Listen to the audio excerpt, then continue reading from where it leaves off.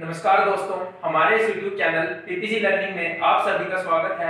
आज का हमारा टॉपिक है McGregor theory X and theory Y. चलिए शुरू करते हैं।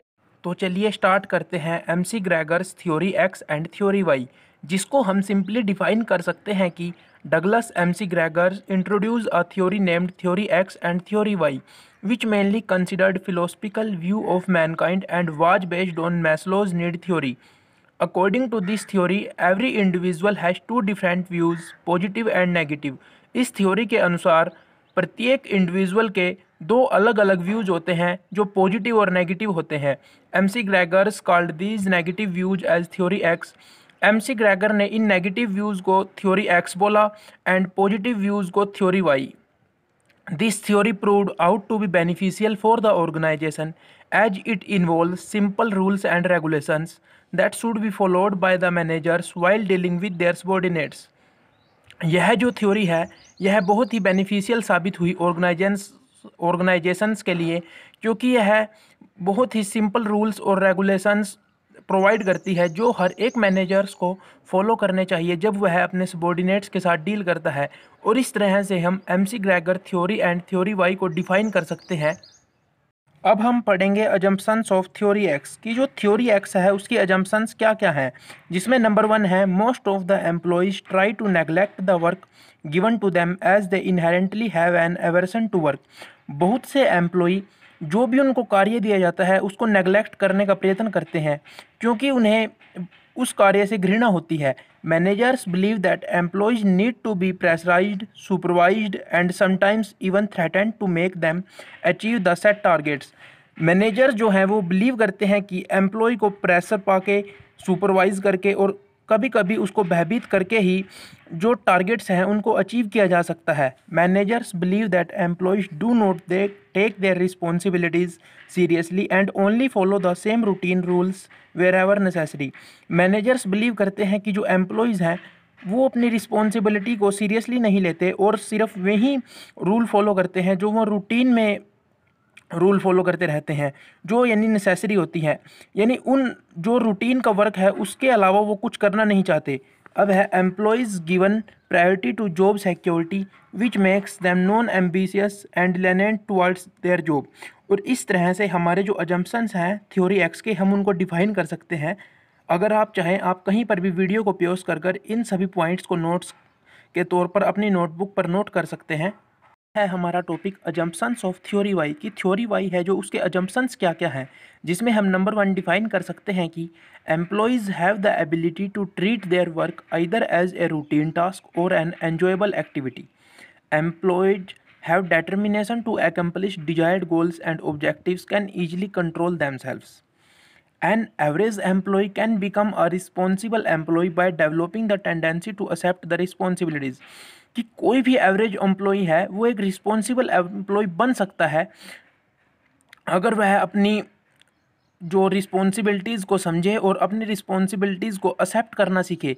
Achievement of an employee is based on his level of commitment towards his objectives. The accomplishment of these objectives result in rewards which motivate him to become loyal towards his goal. Employees also have a great ability to think out of the box and do something innovative. This is not only the responsibilities of the employees working at higher position but also the average employee can be creative.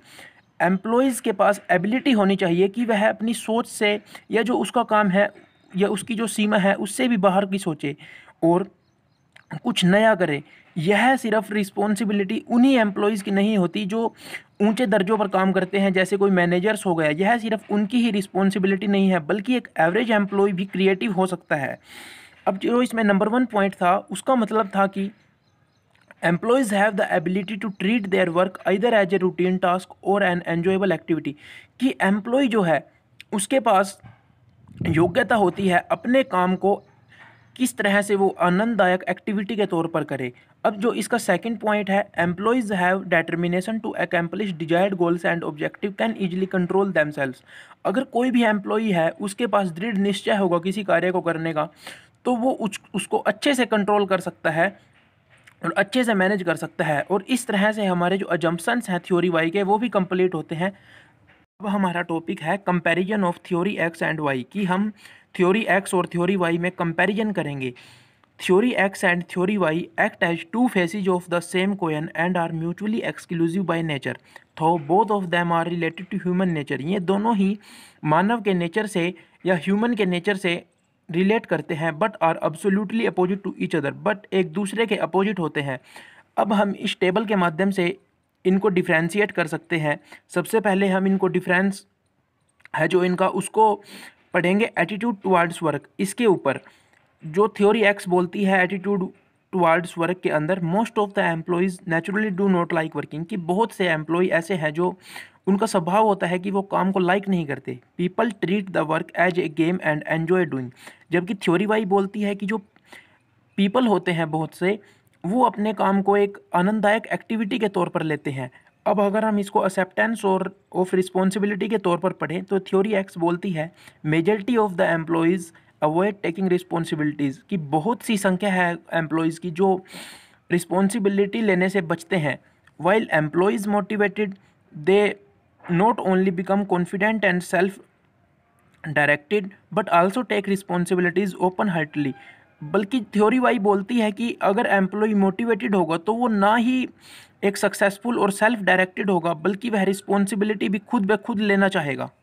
Creativity, अब अगर हम creativity के तौर पर इनको define करें तो जो थ्योरी एक्स है हमारी वो बोलती है people avoid using their creativity to solve organisational issues. और जो थ्योरी वाई है वो बोलती है according to this theory being innovative is not strictly related to higher managerial authorities but this ability is present in almost every person. यानी कि जो innovative होते हैं वो सिर्फ मैनेजेरियल अथॉरिटीज़ यानी कि जो पर्सन हाई पोस्ट पर काम करते हैं सिर्फ उनसे ही रिलेटेड नहीं होता, बल्कि यह एबिलिटी इनोवेटिव होने की या क्रिएटिव होने की हर एम्प्लॉय में होती है, हर पर्सन में होती है।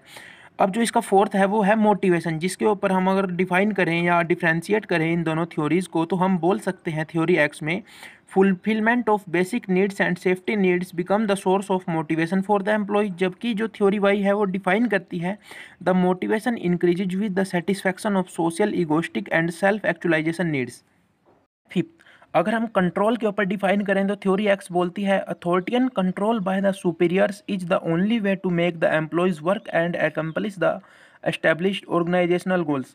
कि जो हायर लेवल पर कोई भी मैनेजर है वो ही कंट्रोल करता है या सुपरवाइज करता है एम्प्लॉय को अगर उसके ऑर्गेनाइजेशन का गोल अचीव करना है। यानी एम्प्लॉय किसी न किसी एम्प्लॉय को कोई ना कोई डायरेक्शन प्रदान करता है तभी वह काम करते हैं। और थ्योरी वाई बोलती है employees when motivated appropriately can lead themselves in the right direction and can control their activities.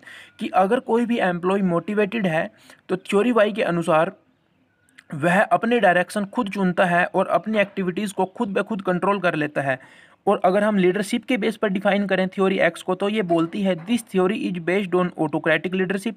जबकि थ्योरी वाई बोलती है this theory is based on participative and democratic leadership.